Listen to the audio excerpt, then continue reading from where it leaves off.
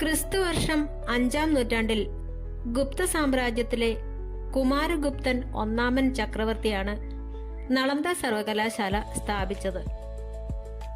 പിന്നീട് വന്ന ഹർഷവർദ്ധനൻ ചക്രവർത്തിയും പാല വംശജരായ രാജാക്കന്മാരും ഈ സർവകലാശാലയെ വളരെയധികം പിന്തുണയ്ക്കുകയും സംരക്ഷിക്കുകയും ചെയ്തു. Korea, Japan, China, Tibet, Indonesia, Persia, തുർക്കി തുടങ്ങിയ നിരവധി വിദേശ രാജ്യങ്ങളിൽ നിന്നുള്ള വിദ്യാർത്ഥികളും പണ്ഡിതന്മാരും ഇവിടെ പഠിക്കാനായി എത്തിയിരുന്നു.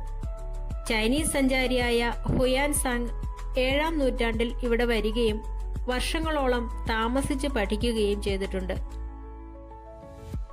ബുദ്ധമത തത്വചിന്തകൾക്ക് പുറമെ വേദങ്ങൾ, തർക്കശാസ്ത്രം, വ്യാകരണം, വൈദ്യശാസ്ത്രം, ജ്യോതിശാസ്ത്രം, ഗണിതം എന്നിവയും ഇവിടെ പഠിപ്പിച്ചിരുന്നു.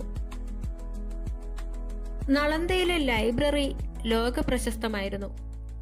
അറിവിന്റെ മല എന്നർത്ഥം വരുന്ന ധർമ്മഗഞ്ച് എന്നറിയപ്പെട്ടിരുന്ന ഈ ലൈബ്രറി സമുച്ചയത്തിൽ രത്നസാഗര, രത്നോദരി, രത്നരഞ്ജക എന്നിങ്ങനെ 3 വലിയ കെട്ടിടങ്ങൾ ഉണ്ടായിരുന്നു. ലക്ഷക്കണക്കിന് കയ്യെഴുത്തു പ്രതികളാണ് ഇവിടെ സൂക്ഷിച്ചിരുന്നത്. നളന്ദയിൽ പ്രവേശനം നേടുക വളരെ പ്രയാസകരമായിരുന്നു. സർവകലാശാലയുടെ കവാട കാവൽക്കാരായ പണ്ഡിതന്മാർ അഥവാ ദ്വാരപാലകർ നടത്തുന്ന കഠിനമായ വാക്കാലുള്ള പരീക്ഷ ജയിക്കുന്നവർക്ക് മാത്രമേ ഉള്ളിലേക്ക് പ്രവേശനം ലഭിച്ചിരുന്നുള്ളൂ.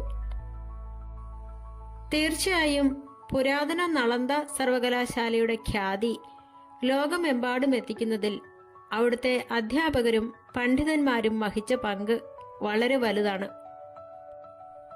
ലോകത്തിലെ ഏറ്റവും മികച്ച ചിന്തകരും ശാസ്ത്രജ്ഞരുമാണ് ഇവിടെ അധ്യാപനം നടത്തിയിരുന്നത്. ഭാരതീയ ഗണിതശാസ്ത്രത്തിന്റെയും ജ്യോതിശാസ്ത്രത്തിന്റെയും പിതാവായി അറിയപ്പെടുന്ന ആര്യഭടൻ നളന്ദ സർവകലാശാലയുടെ തലവനായി സേവനമനുഷ്ഠിച്ചിട്ടുണ്ടെന്നാണ് ചരിത്രരേഖകൾ സൂചിപ്പിക്കുന്നത്. ഭൂമി സ്വയം ഭ്രമണം ചെയ്യുന്നുണ്ടെന്നും ചന്ദ്രന്റെയും മറ്റ് ഗ്രഹങ്ങളുടെയും പ്രകാശം സൂര്യപ്രകാശത്തിന്റെ പ്രതിഫലനം മൂലമാണെന്നും